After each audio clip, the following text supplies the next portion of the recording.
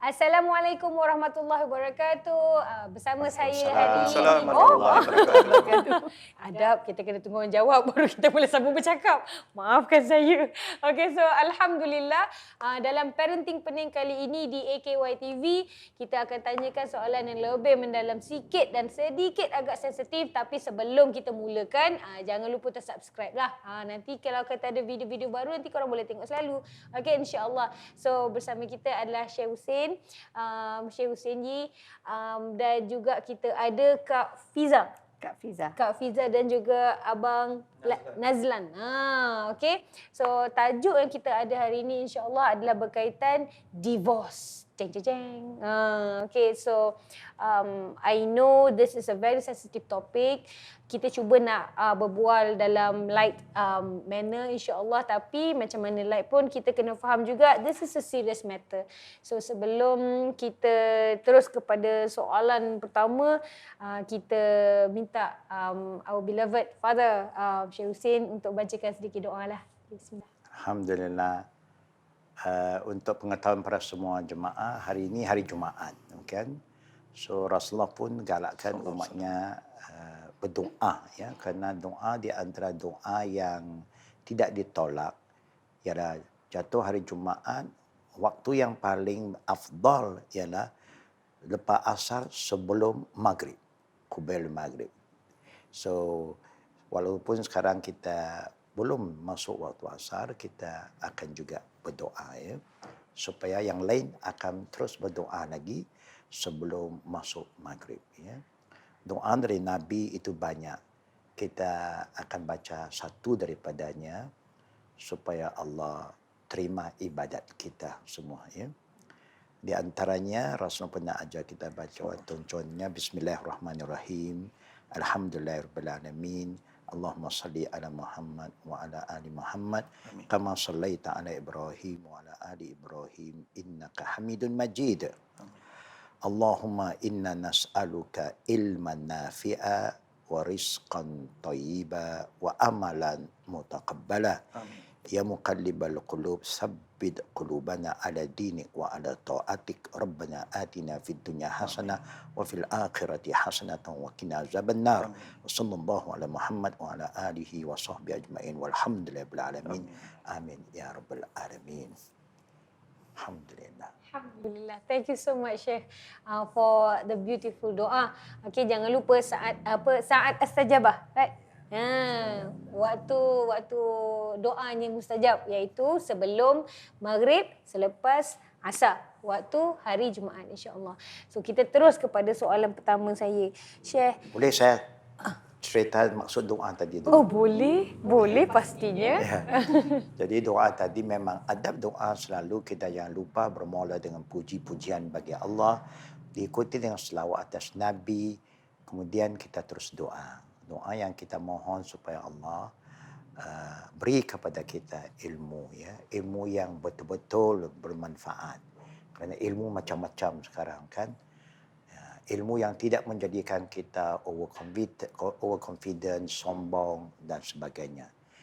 Begitu juga kita minta Allah membantu kita supaya sedia rezeki yang kita selalu usaha untuk mencari adalah yang halal, yang baik. Ya. Kalau tidak rugi kita. Duit banyak, rezeki banyak, tapi kebetulan tak halal. Sekarang kita tengok dengan media menceritakan daging, ya, frozen meat itu yang macam-macam. Semoga Allah lindungi kita lah dan anak cucu ke negara dan umat Islam. Begitu juga kita minta Allah supaya jadikan kita orang yang aktif, ya, and proaktif dalam buat benda-benda yang soleh, yang diredai Allah. Setengah orang aktif tapi buat benda yang tak baik. Ya, kan? Aktif mengata orang, fitnah orang, itu semua tidak menguntungkan umat, ya. Langsung kita kata, ya Allah, tetapkanlah hati kita, yang mana hati ini senantiasa diuji. Kadang-kadang okey, kadang tak okey, kadang syukur, kadang kufur, kan. Kadang was-was, ya. Jadi supaya Allah tetapkan hati kita, apa keadaan juga, selalu ada prasangka baik dengan Allah, satu, husnizan billah, kedua, ada prasangka sesama umat. Supaya dengan pemimpin, kita doakan supaya mereka terus jadi lebih baik. dengan rakyat supaya rakyat sama-sama bantu. Untuk nak dapat pemimpin baik, rakyat pun kena baiklah.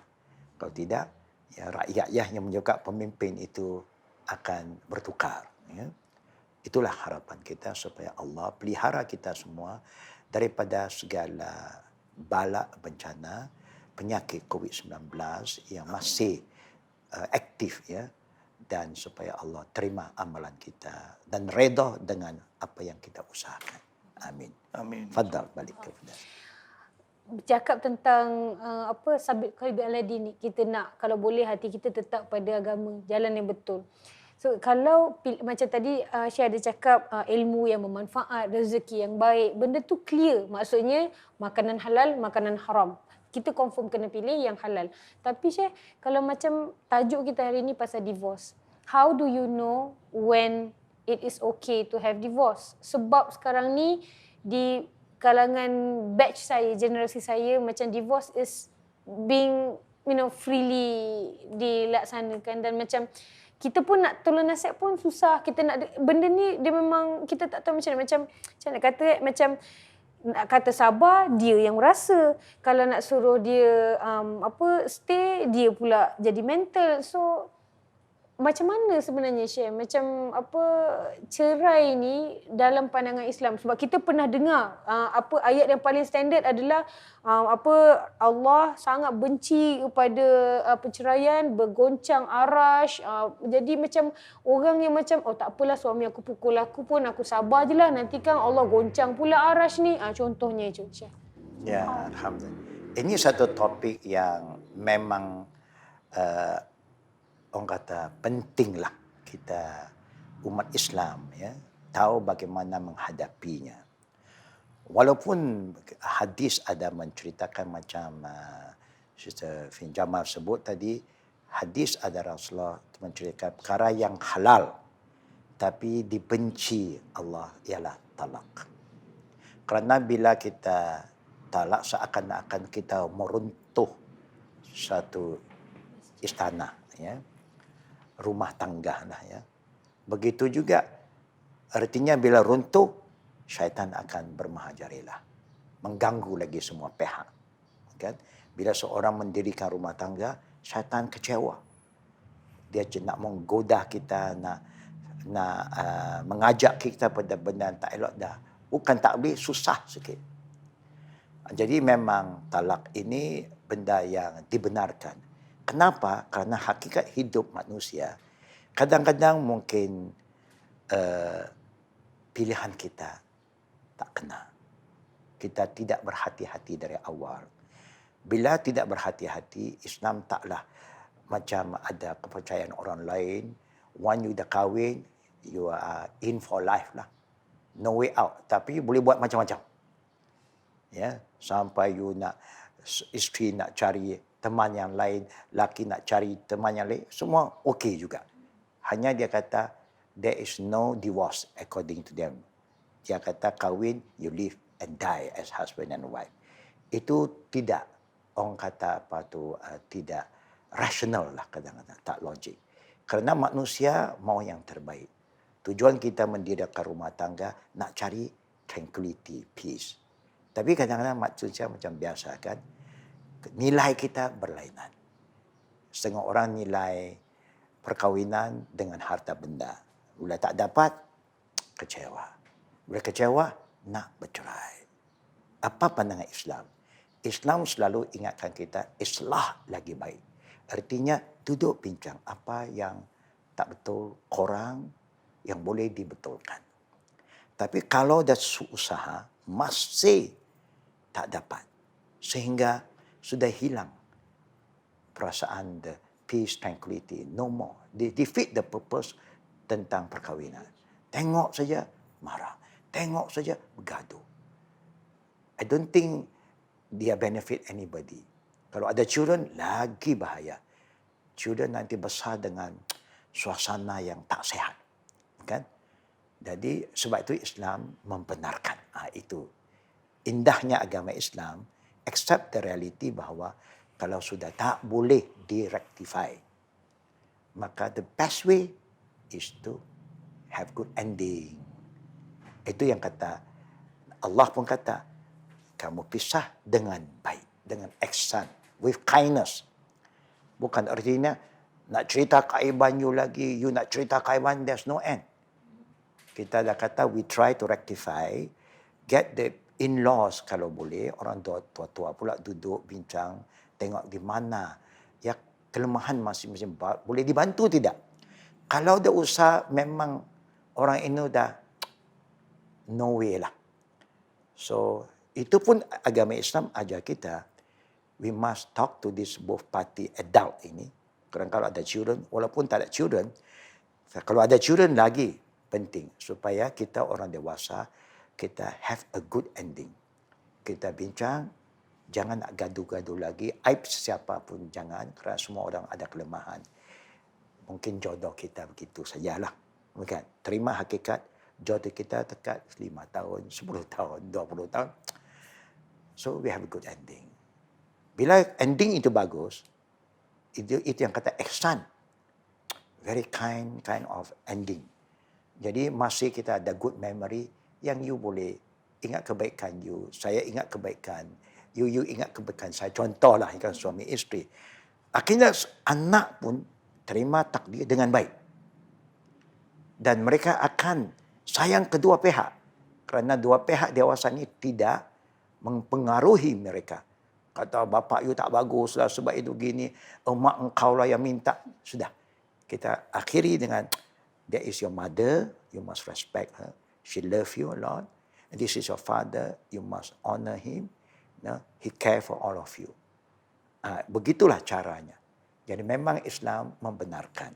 Tapi dengan cara yang baik. Bukan dengan cara yang tak baik. Akhirnya bermusuh, fitnah memfitnah. Akhirnya anak itu sendiri akan menghadapi ya masalah. Ima dia benci bapa kah atau benci mak. So it's not right. We cannot do that Islamically. Islam allow untuk end kita punya perhubungan tapi in a good ending lah. So itulah harapan kita. Sesiapa yang ada isu dalam masalah perhubungan suami isteri, jangan tunggu last minute baru nak cari penyelesaian. Artinya you dah ada masalah, you tidak cuba selesai dari awal, dari kecil. You accumulate benda itu dah banyak sangat. Baru you nak cari nasihat, nak cari tolong, minta bantuan. Takut bukan tak boleh, tapi takut dia susah sikit. In the beginning you ada problem saja, Islam selalu ajar kita berbincang. Communication very important. Tentu ada masalah. Hidup rumah tangga mesti ada masalah. Pasal manusia masing-masing nalurinya ada keinginannya, ada nilai dia sendiri, bukan. Jadi kita perlu hormati. Hanya kerana korang faham, maka kita tak tahu nak hormati pilihan hak masing-masing. Sebab itu this is important, communication. Ya. Jadi memang benda itu tak disenangi. Ada satu lagi yang Nabi ingatkan. Ini bagi perempuan pula. Sesiapa yang perempuan suka kahwin dan cerai. Maka kalau itulah perangai dia, memang perempuan dia tak ada harapan nak masuk syurga. It's not a good sign. This is a hadith? Ya, memang ada hadis on that. Very dangerous hadis because penceraian ni umumnya kadang-kadang susah nak datang dari perempuan. Lelaki yang lebih muda. Bukan. Tapi kalau lelaki boleh sabar, artinya perempuan sepatutnya lebih sabar. Tapi setengah perempuan tidak pula. Oh, dia tak dapat apa yang nak. Oh, dah bergaduh. No, you're not the right man for me lah, macam-macam. Kita tak sepatutnya begitu. Mungkin peringkat awal susah, tapi sabar sama-sama kita usah senang kembali. It is not right, ya. Yeah. For the man pun Nabi tak suka. Ya. Kalau you sikit-sikit nak satu kezaliman. Tapi umumnya kalau laki boleh sabar, seorang wanita perlu lebih sabar. Maka penceraian umumnya lebih mudah datang dari lelaki. Bukan. Kalau kita lihat ke mahkamah ke mana, kalau lelaki yang kata aku ceraikan isteri lagi muda. Perempuan tak boleh kata aku ceraikan suami. Tak boleh. Dia kena bawa ke tengah. Kalau macam macam kalau dekat Malaysia ni, kalau saya tahulah macam nak bercerai ni dia jadi susah sangat, complicated sangat. So macam kadang-kadang okey, suami dah lafaz, lepas tu isteri memang dah dengar benda jelas, lepas tu bila pergi ke mahkamah sebenarnya tak jadi dah, dan isteri tahu ini sebenarnya game je apa benda. So sebenarnya proses nak cerai secara Islam ni susah ke, Syekh? Ataupun memang betul-betul kena Perceraian itu senang saja. Kata Nabi ingatkan umatnya ada 3 perkara tak boleh main-main. Ya, 3 perkara. Tak boleh main-main. Tak boleh joke lah around. Pertama, perkahwinan. Pun tak boleh joke. Perkahwinan kau gurau-gurau. Dia boleh jadi betul. Bukan. Kedua, penceraian. Tak boleh joke around. Ketiga, rujuk. 3 benda bukan benda permainan. Adalah satu benda yang serius dalam agama kita. Pada hakikat kalau ikut drama-drama pun tak boleh. Dia tak boleh pura-pura begitu. It should be real. Bukan. Jadi sebab itu dalam perkara penceraian ini bukanlah susah. Ya. Tapi kadang-kadang suasana ini ialah kerana manusia kurang beramanah dan tak jujur dan ikhlas. Kalau betul you niat nak cerai, tapi cerai dengan baiklah. Dulu selagi senang. Dulu tak pergi ke mahkamah pun. Pejabat kadi dah boleh. Pejabat kadi sudah ada kuasa untuk jatuhkan talak. Tapi memang digalakkan supaya berunding dulu, kaunseling dulu, takut. Takut satu masalah berlaku kerana Nabi pula pernah ingat, katanya, la talaq wa la ataq fi ghilaq. Artinya, penceraian dan juga pembebasan seorang hamba tak boleh berlaku, tak jatuh, tak sah dalam keadaan marah. Tapi biasanya kat waktu tu lah. That is why yang we have to ambil masa dan tanya balik. Waktu you marah, susah. Kan? Orang marah macam orang gila kan. Dah tak boleh kontrol. Macam setengah orang. Dia dah marah isteri. Isteri kata, nak talaklah aku. Isteri pula cabar. Akhirnya dia kata, okeylah aku talak engkau. Akhirnya dia kata, jangan talak 1. Talak 3 sekali. Buat dia mencabar lagi. Akhirnya suami kata, tak payah 3 lah, 100 lah. Itu sudah serius itu. Mana ada talak 100. Tapi itu marah sangat. Sebab itu kita tak boleh terima lafaz ketika marah. Jadi hakim kena decide valid atau tidak. Dan kena tengok waktu mana. Waktu kalau orang marah dia cakap semua macam dah tak siuman lah. Bukan. So dalam keadaan tenang baru kita tanya. Balik bagaimana. Sebab itu bila orang marah jangan lagi kita provoke lah. Diam. Silent is wisdom. Tapi kadang-kadang orang takut orang main-main. Sebab itu kalau zaman-zaman Nabi ditanya keadaan dia bagaimana. Kalau marah, okey. Tenang dulu. Lepas itu kita bincang. Betul tak tidak? You memang ada niat nak ceraikan isteri. Ada kisah yang boleh share tak masa zaman Rasulullah SAW? Memang zaman Nabi, zaman Umar khususnya lagi banyak. Kerana waktu itu empire Islam dah berkembang luas kan. Rom, Parsi. Jadi masyarakat masih keliru. Banyaklah benda yang berlaku. Jadi bagi Nabi akan confirm balik.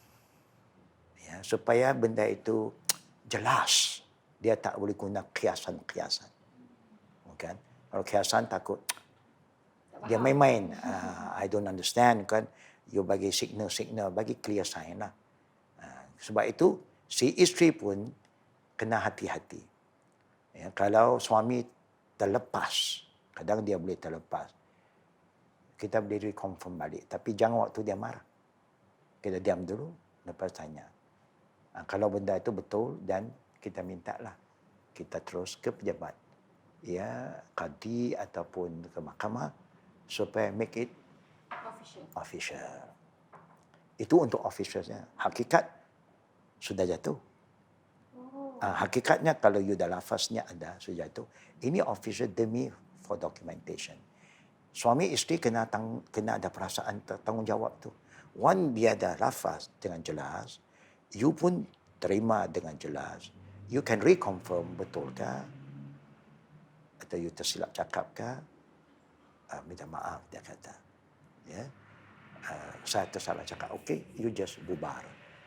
Tapi janganlah, bila you bawa kepada pihak berkuasa, benda itu sudah jadi kes. Sebelum itu, it's better to rectify. Tanya, reconfirm. Tapi tak boleh kita main-main. Memang aku cerang kau. Katalah contoh, zaman dulu kan ada macam mahkamah sekarang. Antara mereka tahu tanggungjawab. Contohnya, suami itu dah marah. Kemudian katalah dia bincang, what do you want? I want my freedom. Yeah. Divorce me. Okeylah, I divorce you. Hukum syarat jatuh. Sudah jatuh kerana dia dengan niat.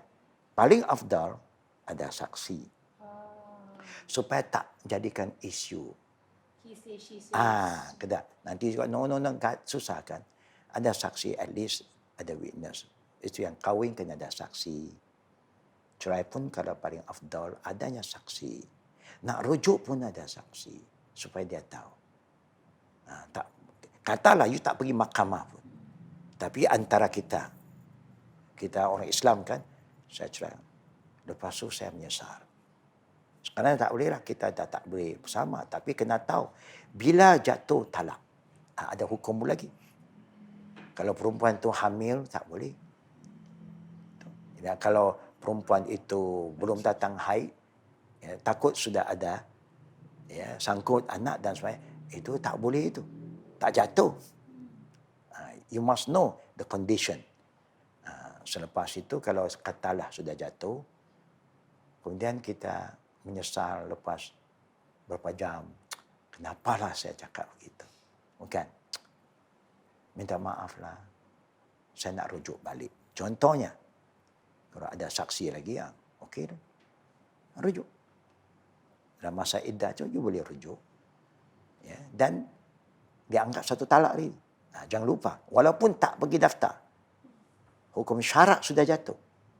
Lepas tu ada tinggal 2 je lagi. Tinggal 2 lagi. Tapi kalau tak amanah je. Ini contoh lah. Itu masalah hukum lah. Kita kena bertanggungjawab. Kalau you main-main hukum, takut nanti satu ketika perhubungan kamu sudah haram. Astaghfirullahalazim. Itu saja yang kita kena jaga. Sebab itu Nabi tak mau kita main-main urusan ini. Serius. That's why kahwin, cerai dan rujuk urusan yang penting, serius. Itulah tambahan dari saya. Kak Fiza, Abang Lan kalau nak tanya apa-apa boleh je, nak tambah-tambah pun boleh juga. Ini generasi baru nak bertanya kepada golongan yang lebih berpengalaman, insya-Allah. Kalau boleh mention apa Kak Fiza dengan Abang Lan pun ada pengalaman dalam penceraian juga, and alhamdulillah happily married right now for berbelas tahun juga, alhamdulillah. So, sebenarnya macam kalau nak ikutkan, bila kita cakap orang bercerai, stigma tu teruk sangat kan, macam jahat sangat. Walhal ada kemungkinan tak serasi je, Syekh kan. Itu yang terbaik. Itu yang terbaik untuk dua pihak pun. Adakah cerai ni tanda kurang iman ataupun kurang syabar? Ini kadang-kadang macam tu kan, itu stigma tu betul tak kan? Macam kita macam apa orang kata, telan mati mak, luah mati bapa, macam orang suruh sabar. Kat mana kita kena letak sabar? Kat mana kita boleh tahu yang okey, sebenarnya dah kena move on dah ni? Yalah, memang hidup ini tak boleh lari daripada ujian. Bukan? Kalau orang belum kahwin, dia kena sabar dan cara tak kahwin. Kan? Semua ada kena sabar. Sabar pada semua peringkat. Sebelum kahwin, kena sabar. Lepas kahwin, ada satu ujian yang baru. Dulu dengan seorang-seorang kan. Tak ada siapa yang nak tanya kita balik rumah ke tak balik, tak bolehlah sekarang. Sudah bersyarikat, bukan sendiri berhad. Bukan mau bachelor lagi. No more. Partnership. Ya, partnership artinya isteri saudara hak nak tahu pukul berapa balik ke, lewat ke, cepat ke, semua kenalah ada perhubungan kan. Ada ujian memang kita kena sabar ya, kerana tadi satu orang saja kita uruskan diri. Sekarang kita kena urus dua. Berarti ujian mesti ada. Tapi ujian itu normal. Itu fitrah. Ya. Tapi kalau kita selalu have good thought, good feeling, kita boleh selesai semua masalah. Tapi sabar, janganlah sampai orang maki, hamun kita, hina kita, sampai hilang maruah kita. Itu tak boleh. Kita ada harga diri. Kan kata Nabi kan, setiap orang Islam haram damuhu wa maluhu wa irduhu. Hartanya, darahnya dan maruah dia. Tak boleh sampai aibkan isteri, aibkan suami, you cawa. Kalau tak cerai kau dayuslah. Wow. Wah, ini sudah terlebih kalau sampai begitu. Memang the best thing, there's nothing to sabar. Sabar is we have a good ending, itu sabar juga. Tak sabar, dah marah dah. Akhirnya kita mungkin berlaku zalim, pukul isteri.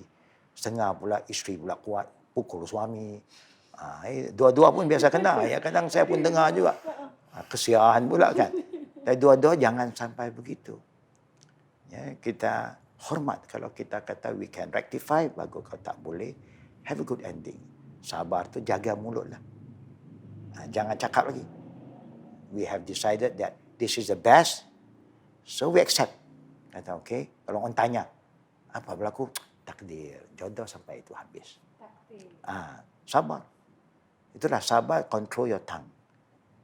Oh, dia memang begitu, jangan cakap. Nanti orang tanya dia, nanti betul, nanti dia kata, ya kah? Dia cakap begitu kah? Actually nak cakap pun susah. Tapi tak cakap, dia dah kata saya macam-macam.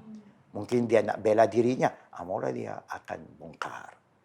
So, membongkar keaiban bekas isteri atau bekas suami is not good at all. Apalagi kalau ada anak. Very, very bad. Manusia nak cari itu saja. Supaya dia boleh serang mana-mana pihak yang dia suka. So, kesabaran itu artinya kita terima takdir Allah dengan sabar dan kita terus plan for our future. What is the best for us? Maksudnya dia kena syariat kena ada juga. Maksudnya kalau suami tu ataupun isteri tu buat benda yang secara syar'i pun tak betul, logik lah kita. Memang. Have a good ending lah. It's kind of hard, Syekh. Sebab macam, macam sekarang ni orang zaman ni walaupun social media is all about freedom of speech. Orang lebih bottle things up inside. Diorang tak nak bercakap, tak nak cerita. So, diorang akan suppress and then sampai mental disorder and everything. A lot of people are not happy these days sebab berada dalam marriage yang toxic macam tu. So, bila nak keluar nanti orang kata, oh agama kita patut cuba untuk sabar and everything. So, patut alasan yang biasa orang bagi adalah anak. So, sebenarnya macam, patut ke stay untuk anak? Ya, kalau we can, of course, is the best lah. Kalau boleh sama-sama sabar. Tapi kalau sampai pernah pula, anak pun dah tak tahan.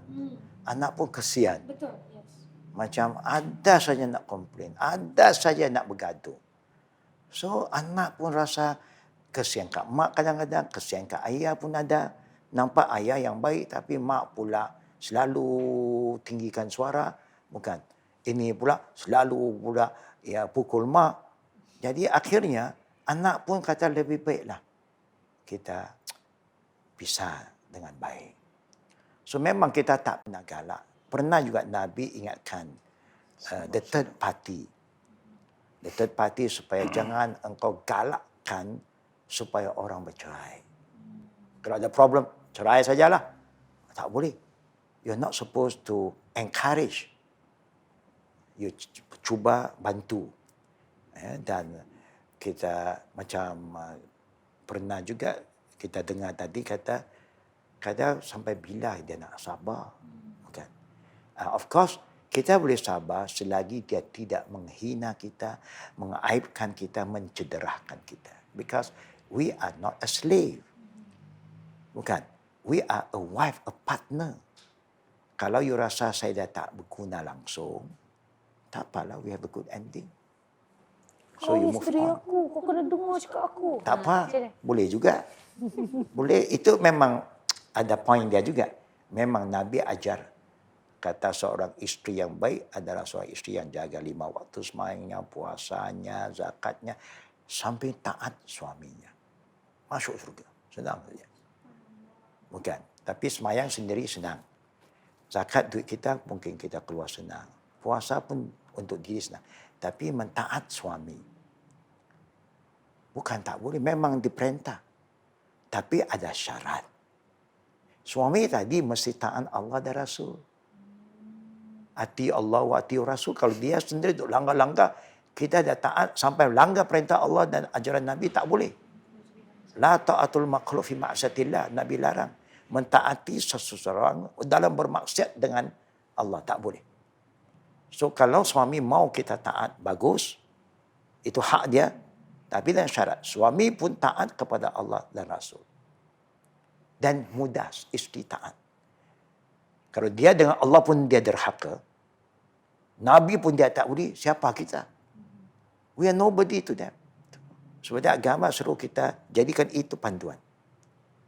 Kita boleh taat sesiapa saja. Selagi dia taat Allah dan Rasul dan dia suruh kita taat Allah dan Rasul. Alhamdulillah. Kalau mak dia suruh ceraikan, Syekh? Oh. Ini pun boleh berlaku. Panas soalan ni. Memang berlaku juga ya. Ada ketika mak boleh main peranan. Bapa pun boleh main peranan. Dia tak suka menantu ini. Dia akan pesan pada anaknya. Aku memang tak suka dia. Dia bukan seorang yang baik. Mungkin nilai bapaknya. Tapi umumnya kalau kita seorang yang baik. Sebab itu perkahwinan dari awal, kita mesti ingat bukan kita berkahwin dengan seorang lelaki saja. Secara tak langsung kita kena terima mak ayah dia. Kerana mak ayah dia sudah jadi mak ayah kita juga. Bukan? In-law kan? Walaupun kita dah bercerai, mereka tetap mahram kita. Berhubungan itu lagi dekat. Ini dah tak ada. Ini tak terputus. Tengok hukuman dia kan? Dia tetap mahram kita. Dia tetap mahram kita. Sebab itu kita kena awal-awal supaya mak bapak semua reda. Bila mak bapak korang reda, memang adalah sedikit ujian. Kadang-kadang mak bapak peringkat awal tak reda kerana dia tak kenal siapa kita yang sebenar. Mungkin dia terdengar-dengar orang kata kan. Jadi kalau kita pandai sebagai anak, kita teruskan dengan pilihan kita. Tapi kita bantu isteri kita supaya menangkan mak bapak kita. Akhirnya mak bapak kata, wah, dia pun buat satu andaian yang tak betul. Dia sayang menantu. Akhirnya dia yang protect menantu pula. Kadang-kadang ada in-law yang protect menantu. Ada in-law yang minta ya. Minta kata, lebih baiklah. Jadi itu juga boleh berlaku. Ya. Dan pernah berlaku kerana seorang lelaki, korang layan kehendak ibunya kerana isterinya. Ibu tak maafkan anak itu.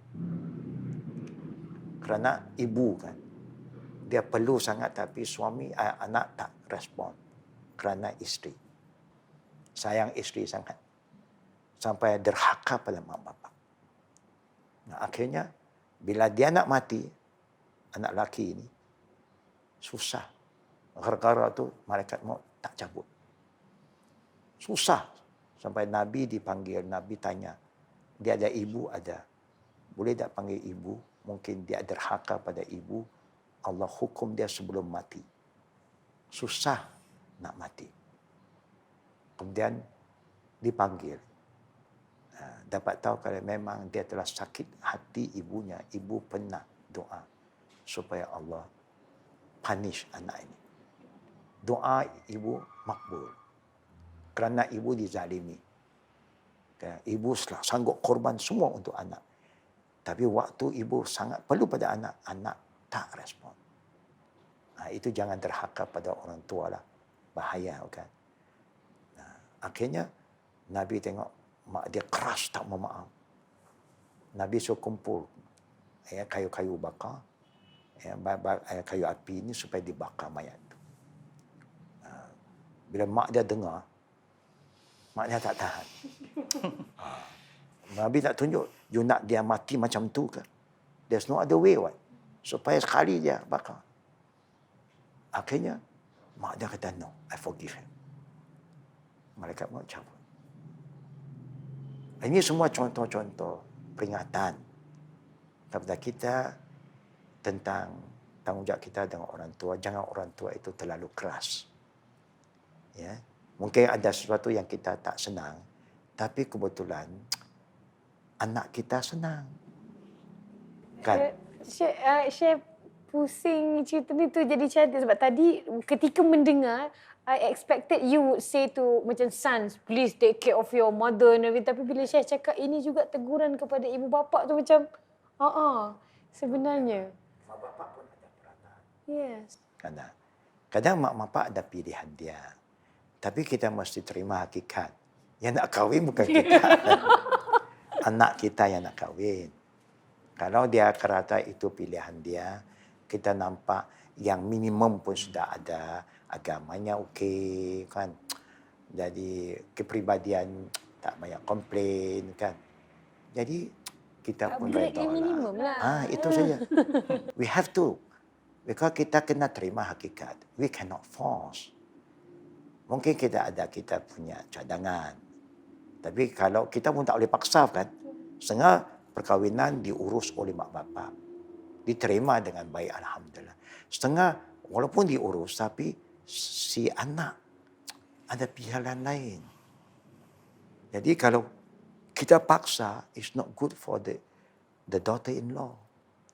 Sama dengan anak perempuan kita, is not good for her. We are destroying her future. Kadang-kadang manusia ni kita overlook, apalagi zaman moden ini. Zaman moden orang dah terlalu bebas. Banyak sudah berkawan. Dulu kita tak banyak kawan. Mak bapak yang kawan. Mak bapak kawan dengan mak bapak sana, akhirnya dia jodohkan. Sekarang mak bapak semua dah sibuk. Dia tak cari lagi. Jadi yang pandai cari anak sendiri. Anak dah jumpa, dah janji. Dia macam-macam lah. Bawa pokok, bawa bulan, bawa matahari lah. Bukan. Belilah. Tapi belum real lagi. Tiba-tiba sana merancang. Jadi anak kata, ayah, ibu, saya sudah ada pilihan. Oh, tak boleh. Ini pilihan kami. That is where the problem start. By right, kita mak bapak pun, we can cadang. Kemudian kita tanya, anak, okey tak okey? Kalau anak kata, terima kasih mak, ayah, saya kebetulan sudah ada janjinya. Okey, bawalah jumpa kita. Be open lah. Untung, semua orang untung. Dia tak start lagi kan? You jangan, kadang-kadang pihak sana pun kita tak tanya. Mungkin pihak perempuan sana pun sudah ada calon dia sendiri. Tapi dia tak bagi tahu. Tiba-tiba kita dah calonkan. Serba salah. Sini mak bapak. Ini dia. Jadi mak bapak pun tak boleh paksa anak perempuan. Tak boleh. That's why when you start from the Islamic punya basicnya, rule tentang kahwin, cerai ini. Cantik kalau kita dari awal dah cantik. Kalau nak akhir pun insyaAllah dia cantik. Jangan gaduh. Ya, sebab itu dia adanya hukum hakam tentang involve mak bapak. Kalau tak boleh selesai, panggil mak bapak. Mak bapak pula bantu. Waktu kita involve mak bapak ataupun orang tua, the third party, that means kita dah serah kita punya keputusan oleh pihak sana. Dia panggil apa? Hakam. Mereka jadi hakam wakil. Kalau mereka berunding kata yang paling baik berpisah, maka berpisah. Jatuh. Hanya oleh kerana ada undang-undang, ada documentation, jadi pihak mahkamah akan tanya, apa pandangan hakam? Sudah dapat keputusan. Hakam kata, ya kami sudah berunding dan nampaknya keputusan kami adalah paling baik cerai. Hakim terima. Anda terima saja. Because dia dah serah pada hakam. Hakam make things easy for the hakim untuk endorse saja. Sebenarnya tak adalah nak perlu fight secara Tak perlu legal. lagi. Oh, InsyaAllah. Syekh, masa kita tak banyak hari ini, kita kena tangguh dulu. It is a really, really exciting topic insyaAllah. So rasanya kena sambung juga in the next episode. Tapi untuk masa sekarang, takat ni lah saja dulu. Don't forget untuk subscribe ke AKY TV. Sebelum kita tekan butang subscribe tu, kita tutup dulu majlis kita dengan doa insyaAllah Syekh. Khair. Subhanakallahumma bihamdika asyhadu an la ilaha illa anta astaghfiruka wa atubu ilaik. Thank you so much semua. InsyaAllah kita jumpa di episod seterusnya dalam Parenting Pening. Assalamualaikum warahmatullahi wabarakatuh. Waalaikumsalam Waalaikumsalam warahmatullahi wabarakatuh. Alhamdulillah.